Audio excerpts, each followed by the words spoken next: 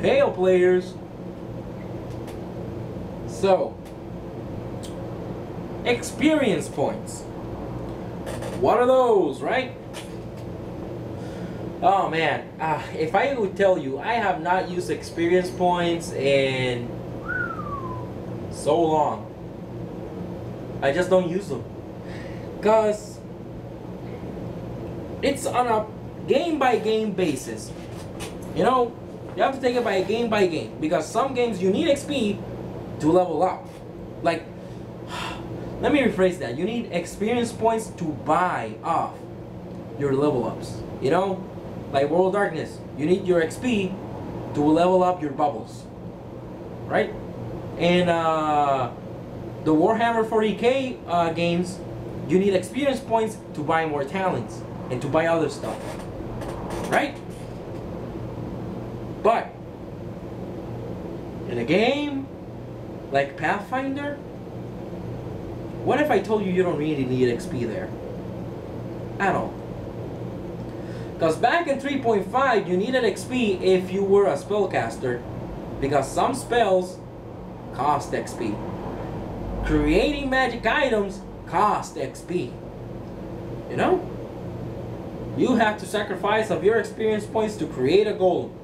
You want a golem to protect you, you can have it, but you have to expend the experience points. But in Pathfinder you don't have anything like that, and that's what I'm going to be talking about. Games that experience points are superfluous because you just use them to level up. But let me present this scenario. Your players just defeated the boss at the end of an arc of your game, but they didn't level up. Let's suppose they didn't level up. Alright? And then they go off and you have a random encounter. I don't know why you're using random encounters, because I've told you before, don't use random encounters, but you have a random encounter, whatever. Or you have a small encounter. They're fighting goblins. And then they kill these small goblins and then psh, they level up.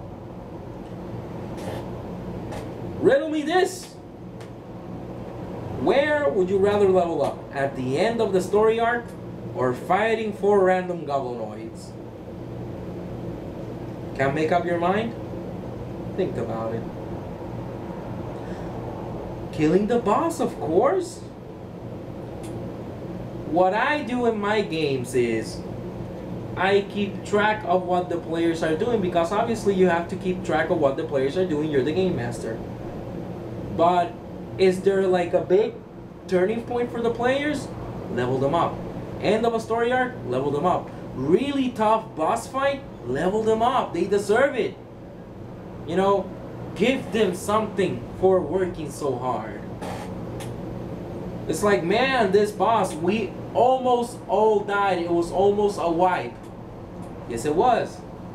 Here's your prize. Level up. Done.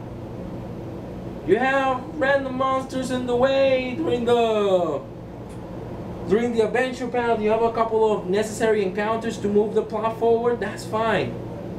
Don't level them up unless it's completely necessary. If you're playing an adventure, a published adventure path, and it says an adventure for level 1 to level 5 players, and at the end it tells you, and actually at the beginning it tells you this, they begin at level 1, and at the end of the adventure they say they should be at level 5 right now. Read the adventure. See at what points they should level up. Don't calculate experience point. Who cares? Because let me tell you, I once run a game where I decided, you know what, I'm going to give XP for every single encounter. As it should be. Because sneaking through the guards, that's an encounter. Lying to the king, that's an encounter. Killing the dragon is an encounter. Or, instead of fighting the troglodytes, they sneak through their camp. That is also a successful encounter. And you get an experience point for every single one. Traps are an encounter. They survive the trap, they disable the trap, they get experience point for that. For all that. And I was giving experience point for all of that. And my word, I remember they once leveled up twice in a single session. And I have to, you know, stop it there.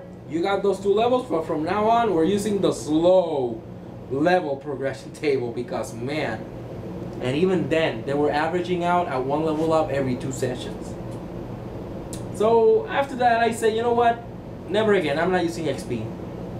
Because either you level up too fast and it loses that that feeling of success when you level up. It's like you finish a session and you tell your players, oh, for next week, level yourself up. And you see the joy in their eyes. Like, ah, yeah, I finally get that feat. Or, ah, I finally get that spell. Or that class feature I've been wanting to try out. You know? Like, you even have them, at that point, they're having fun even out of the game. And you're gonna have them discussing during the whole week, oh, what ability score should I level up? Or what skill points should I pick? What skills should I pick for my skill points? You know, should I multi-class, should I not? What spells am I gonna pick? You have all that. But you have it at meaningful times. At very meaningful times. Like, obviously, if they have a really tough encounter during in the middle of a session, and then during the session they had other smaller encounters, that's fine. Have them level up at the end of the session because they still feel accomplished, because they had a really tough fight at the middle of the session. You're not gonna have them level up in the middle of a session, obviously, because then you have to stop the game, get the rule books, roll HP, calculate hit points, calculate ability scores, and all that brouhaha. So yeah, don't have them level up at the middle of a session, but have them level up after meaningful events. Not after killing 4 random goblinoids. It's not fun. I don't think anybody could consider that fun. And again, that's usually what I do now. Like, a player had the end of his own personal arc, they level up. However, that brings me into a different topic now. That it has to do with the experience points. And I've seen this before. Game masters that level up players at different rates. Now, I understand that I know why you're doing it. However, I have to tell you, it's wrong. It ain't right. Cause then you have this thing that, oh, you leveled up and I haven't, but I'm like 50 points away from leveling up if you're using XP. Why not just give me the 50 XP? Let me level up. It's the same principle, you know, I'm a teacher, and it's the same principle as when you have a student and they got an 89 in a test, and they ask you, why not give me the extra point to get the A? You know, to get the 90. You know, it's the same scenario. It's the same principle. Why not? Didn't I roleplay well enough? What did I do wrong? Am I not good enough as a player for you? You know, you have them asking themselves too many questions. So what I do is, when somebody levels up in my games, everybody levels up. Even the people that weren't there, I don't care. Oh, you weren't in the game, you don't get to level up. Why? It's not fair. It's not fair for him. What if he had an accident or something? What if he had an emergency? You're not there to punish players. You're there to let them have fun. Let them level up. It's not gonna take away anything from the game. If the players say, oh, it's unfair, no, it's not. It's a teamwork game and you're all progressing together. What I usually do is if somebody wasn't there and they were supposed to level up, they all leveled up. What they don't get is gold pieces. What they don't get is loot. That's what I do. I'm not penalizing them because they already have their good stuff there. They already have their +4, +5s, whatever, even though I have a system that doesn't mix away with having magic items part of character progression. You can find it in my blog.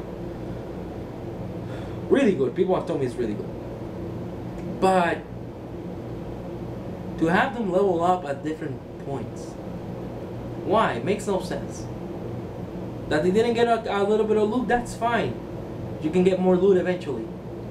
But you level them up at the same time, and maybe that player wasn't feeling like going. but then they leveled up at the end of the session, even though they weren't there. They will want to go to the next session just to use their new abilities, just to show off their shiny new leveled up character, you know. So that's the thing. Experience points, you don't need them unless the game requires experience points for progression of certain things. Like you have to spend experience points to progress, or you need experience points to create magic items like in 3.5. But if experience points are superfluous, let them be superfluous. You don't need them in your game. Level up characters when it's most meaningful, and trust me, you're gonna have a much fun game. I was gonna say much funner game, but I don't think funner is the correct word, and I'm an English teacher, I should know better. Remember guys, it's all about having fun. Make sure they're having fun, make those level ups meaningful, and keep everybody at the same level, because then when you're calculating the affected encounter level of your monsters, then it's gonna get all wonky and weird, because then you have 2 players that are level 8, 1 player that is level 7, and 1 player that is level 6, and then you're not gonna know how to calculate that, because those books aren't that good at expressing how to calculate that, and then you're gonna have a jumble. You don't want a jumble. You want to have fun, you want to have good games. Remember, usually you're there once a week, sometimes once every 2 weeks, and more than forbid, once every month. Keep it fun, keep it simple, keep going forward guys. Forget about experience points, make it meaningful, and your players will thank you for it. Until next time, remember, this is ARMR, ARMR. You can find my PDFs in any store where they sell PDFs of role-playing games, be it Drive-Thru RPG, the Paizo store, or the Shop D20 PFSRD. Remember to subscribe if you like the video, give us a like. Check out all the media I have down there, like not media, you know what I mean, Twitter, Facebook, Tumblr, the works. It's all down there. Check it out if you like. Up until next time, remember rule number 1, always have fun.